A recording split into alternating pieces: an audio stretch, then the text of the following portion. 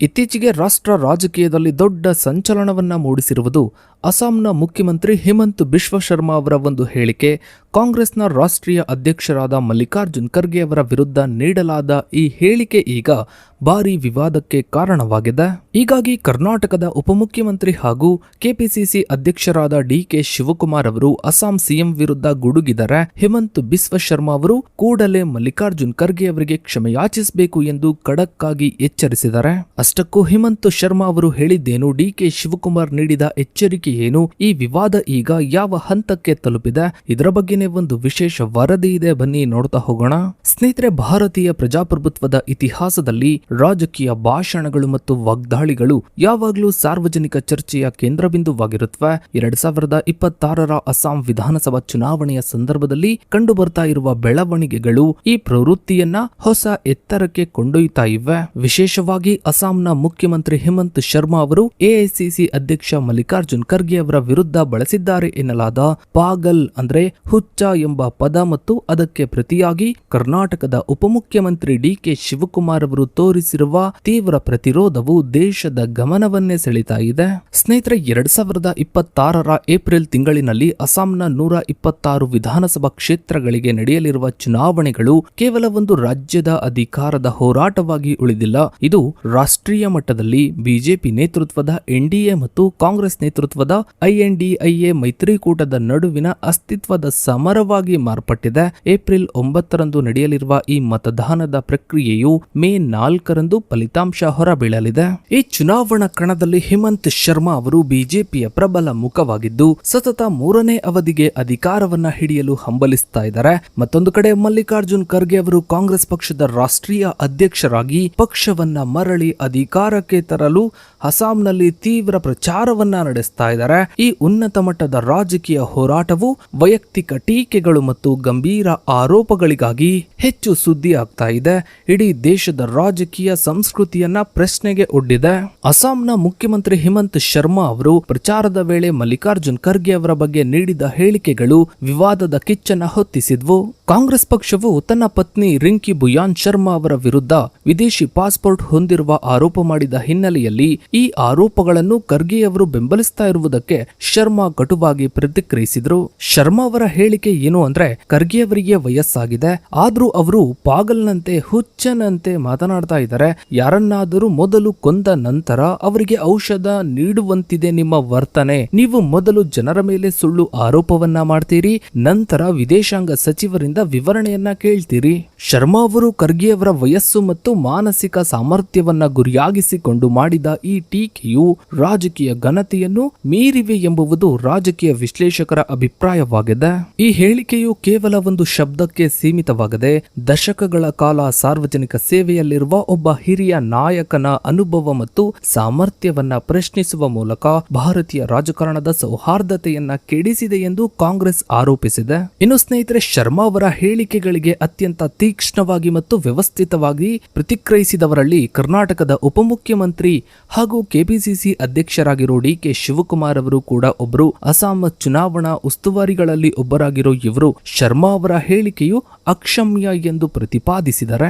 DK Shivakumar ಅವರು ಮಲ್ಲಿಕಾರ್ಜುನ್ ಖರ್ಗೆ ಅವರನ್ನ ಭಾರತದ ರಾಜಕೀಯದ ಭೀಷ್ಮ ಎಂದು ಪರಿಗಣಿಸುತ್ತಾರೆ. ಖರ್ಗೆ ಅವರು ಕರ್ನಾಟಕದವರೇ ಆಗಿರೋದ್ರಿಂದ ಮತ್ತು ದಲಿತ ಸಮುದಾಯದ ಪ್ರಭಾವಿ ಧ್ವನಿಯಾಗಿರೋದ್ರಿಂದ ಇವರ ಮೇಲಿನ ದಾಳಿಯನ್ನ ಡಿಕೆ ಶಿವಕುಮಾರ್ ತಮ್ಮ ವೈಯಕ್ತಿಕ ಮತ್ತು ರಾಜ್ಯದ ಘನತೆಗೆ ಸಂಬಂಧಿಸಿದ ವಿಷಯವಾಗಿ ಸ್ವೀಕರಿಸುತ್ತಾರೆ. ಇವರು ತಮ್ಮ ಸೋಷಿಯಲ್ ಮೀಡಿಯಾ ಪೋಸ್ಟ್ ನಲ್ಲಿ ಕೆಲವು ಪ್ರಮುಖ ಅಂಶಗಳನ್ನ ಹಂಚಿಕೊಂಡಿದ್ದಾರೆ, ಪ್ರಸ್ತಾಪಿಸಿದ್ದಾರೆ. ಮೊದಲನೇದು ಸ್ಥಾನದ ಘನತೆ. ಮಲ್ಲಿಕಾರ್ಜುನ್ ಖರ್ಗೆ ಅವರು ಅಲಂಕರಿಸಿರುವ ಕಾಂಗ್ರೆಸ್ ಅಧ್ಯಕ್ಷ ಸ್ಥಾನವು ಈ ಹಿಂದೆ ಮಹಾತ್ಮ ಗಾಂಧೀಜಿಯವರು ಅಲಂಕರಿಸಿದ್ದ ಗೌರವಾನ್ವಿತ ಸ್ಥಾನವಾಗಿದೆ.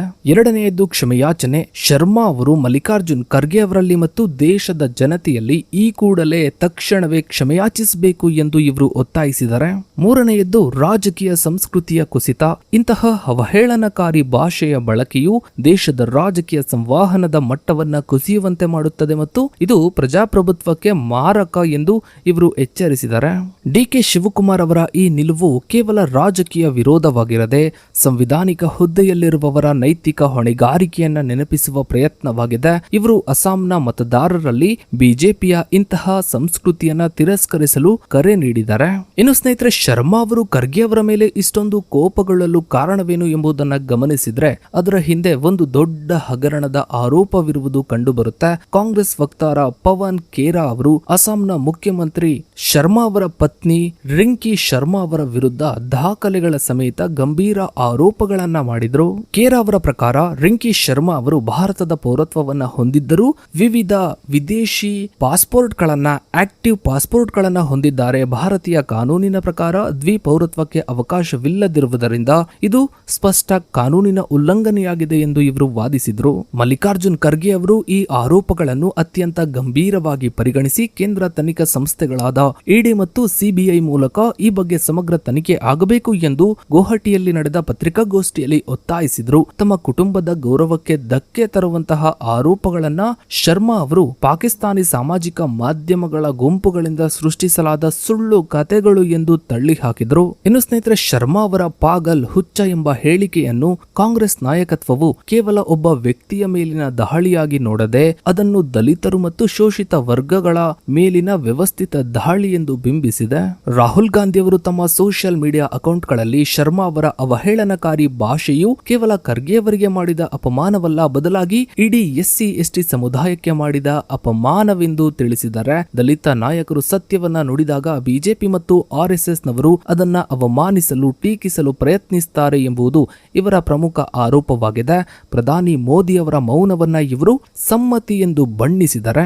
ಇನ್ನು ಪ್ರಿಯಾಂಕಾ ಗಾಂಧಿ ಅವರು ಕೂಡ ಶರ್ಮಾ ಅವರ ಈ ನಡೆಯನ್ನ, ಈ ಹೇಳಿಕೆಯನ್ನ ಖಂಡಿಸಿ ಖರ್ಗೆ ಅವರು ದಲಿತರ ಧ್ವನಿಯಾಗಿದ್ದಾರೆ, ಅವರನ್ನ ಅವಮಾನಿಸುವ ಮೂಲಕ ಬಿಜೆಪಿ ಕೋಟ್ಯಾಂತರ ಜನರ ಭಾವನೆಗಳಿಗೆ ಧಕ್ಕೆ ತಂದಿದೆ ಎಂದು ಇವರು ತಿಳಿಸಿದ್ದಾರೆ.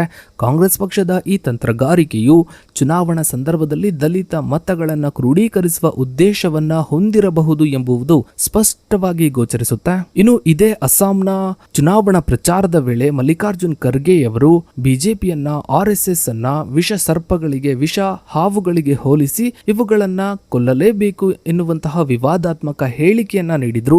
ಅದು ಕೂಡ ದೇಶದಾದ್ಯಂತ ತುಂಬಾ ದೊಡ್ಡ ಮಟ್ಟದಲ್ಲಿ ಚರ್ಚೆಗೆ ಕಾರಣವಾಗಿತ್ತು. ಈ ಹೇಳಿಕೆಯ ಕಾರಣದಿಂದಾಗಿ ಅಸ್ಸಾಂ ಮತ್ತು ದೆಹಲಿಯಲ್ಲೂ ಕೂಡ ಮಲ್ಲಿಕಾರ್ಜುನ್ ಖರ್ಗೆ ಅವರ ವಿರುದ್ಧ ಬಿಜೆಪಿ ದೂರನ್ನ ದಾಖಲಿಸಿತ್ತು.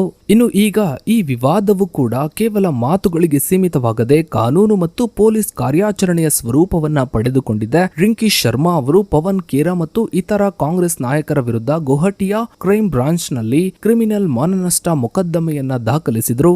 ಈ ಸಂಘರ್ಷವು ಅಸ್ಸಾಂನಲ್ಲಿ ದ್ವಿಮುಖವಾಗಿ ಸಾಗ್ತಾ ಇದೆ. ಕಾಂಗ್ರೆಸ್ ಅಧ್ಯಕ್ಷ ಮಲ್ಲಿಕಾರ್ಜುನ್ ಖರ್ಗೆ ಅವರು ಕೂಡ ಬಿಜೆಪಿಯ ವಿರುದ್ಧ ಕಟುವಾದ ಪದಗಳನ್ನು ಬಳಸಿದ್ದಾರೆ ಎಂಬುದು ಬಿಜೆಪಿಯ ಆರೋಪವಾಗಿದೆ. ಒಟ್ಟಾರೆಯಾಗಿ ಅಸ್ಸಾಂನಲ್ಲಿ ಅಧಿಕಾರಕ್ಕೇರಲು ಎರಡು ಮೈತ್ರಿಕೂಟಗಳು ಕೂಡ ಹರಸಾಹಸವನ್ನೇ ಪಡ್ತಾ ಇವೆ. ಸೊ ಇದಾಗಿತ್ತು ಸ್ನೇಹಿತರೆ ಇವತ್ತಿನ ಈ ಒಂದು ವಿಡಿಯೋದ ಬಗ್ಗೆ ನಿಮ್ಮ ಅನಿಸಿಕೆ ಅಭಿಪ್ರಾಯಗಳನ್ನು ತಪ್ಪದೆ ಕಮೆಂಟ್ ಸೆಕ್ಷನ್ ಅಲ್ಲಿ ಕಮೆಂಟ್ ಮಾಡಿ. ಹಾಗೆ ವಿಡಿಯೋಗೊಂದು ಲೈಕ್ ಮಾಡ್ತಾ ವಿಡಿಯೋನ ಆದಷ್ಟೆಲ್ಲ ಕಡೆ ಶೇರ್ ಮಾಡಿ. ನೀವಿನ್ನು ನಮ್ಮ ಚಾನಲ್ಗೆ ಸಬ್ಸ್ಕ್ರೈಬ್ ಆಗಿಲ್ಲ ಅಂದ್ರೆ ಕೆಳಗಡೆ ಕಾಣ್ತಾ ಇರೋ ಸಬ್ಸ್ಕ್ರೈಬ್ ಅನ್ನು ಕ್ಲಿಕ್ ಮಾಡಿ. ಹಾಗೆ ಪಕ್ಕದಲ್ಲಿ ಕಾಣೋ ಬೆಲ್ ಐಕಾನ್ ಕೂಡ ಕ್ಲಿಕ್ ಮಾಡಿ. Thanks for